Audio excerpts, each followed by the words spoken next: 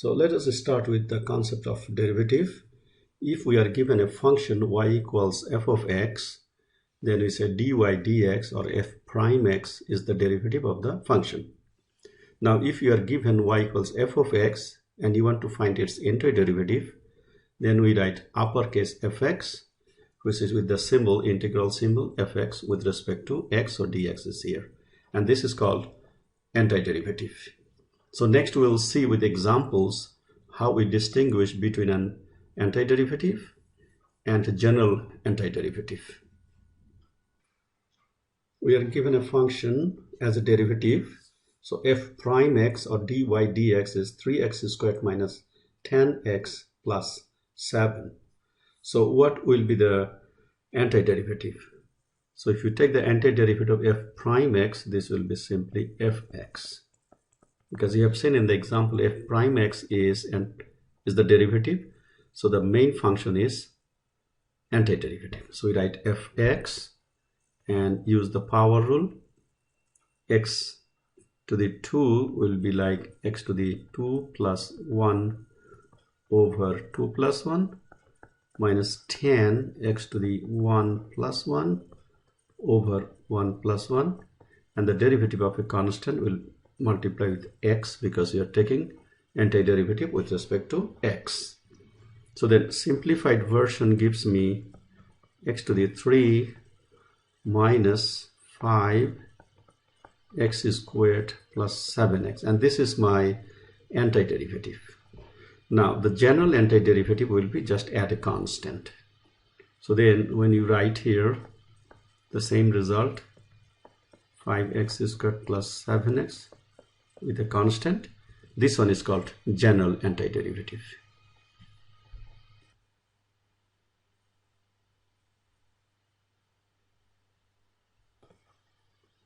Example 2, we need to find the general antiderivative. So it's a general antiderivative. So antiderivative of f of x, we can write uppercase fx. Now you have a 3, so 1 over x, antiderivative will be natural log of, and don't forget absolute value, plus 5. X to the 4 will give me x to the 5 over 5 minus 6. X will give me x squared over 2 and add a free constant. And after simplification, you get 3 natural log of x plus x to the 5 minus 3x squared plus c.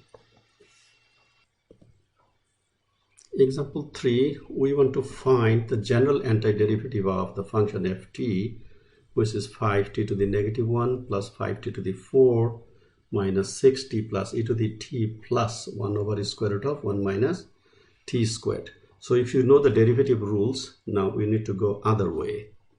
So the general antiderivative, I call it uppercase ft. So 5t to the negative 1 is actually 5 over t. So then we'll write this one as natural log of t with absolute value sign plus 5, and then t to the 4 becomes t to the 5 over 5 minus, you have 6, t will be t squared over 2, antiderivative of e to the t is e to the t, and then we know that the derivative of sine inverse is 1 over 1 minus x squared or t squared. So then this one will be sine inverse t, and since we are looking for general antiderivative, we add a constant. So our next problem is 7x to the 4 minus x squared plus 1 all over x to the 3. So first we need to simplify this one, then we find the antiderivative. So if you look at here, you have 7x to the 4 over x to the 3. That will give you 7x minus x squared over x to the 3 will give you 1 over x plus 1 over x to the 3, you can write x to the negative 3. And then antiderivative general with the constant c will be now 7 x squared over 2 minus natural log of absolute value of x plus x to the negative 3 plus 1 over negative 3 plus 1 plus integral constant. Now we can further simplify and write our nice answer. 7 over 2x squared minus natural log of absolute value minus this one will be, you can write 1/2 because negative I take in front, and x to the -2 plus here, or you can write 1/2x to the 2, but you don't have to do further simplification, you can leave it here. Example 5. In this example we are saying find an antiderivative. So in this case an antiderivative, not the general one. So when you get our answer, we are not going to add a constant. So antiderivative of dy dx will be simply y.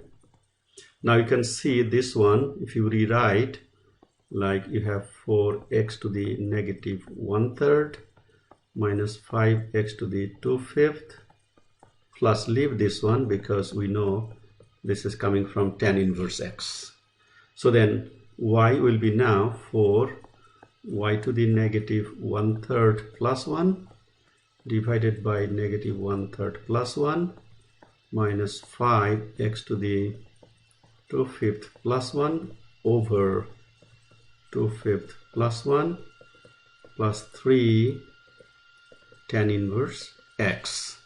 Now further simplification will give you, now you can see -1/3 plus 1 basically 2/3. So then you have 4 times, so 2/3 will be now 3/2 x to the 2/3 minus 5, this one will be now 7/5, so when you flip it will be 5/7, and then you have x to the 7/5 plus 3 tan inverse x. Further simplification you can do or just leave it like this, that's okay. And we are finding an antiderivative, so we are not adding any constant. We are done.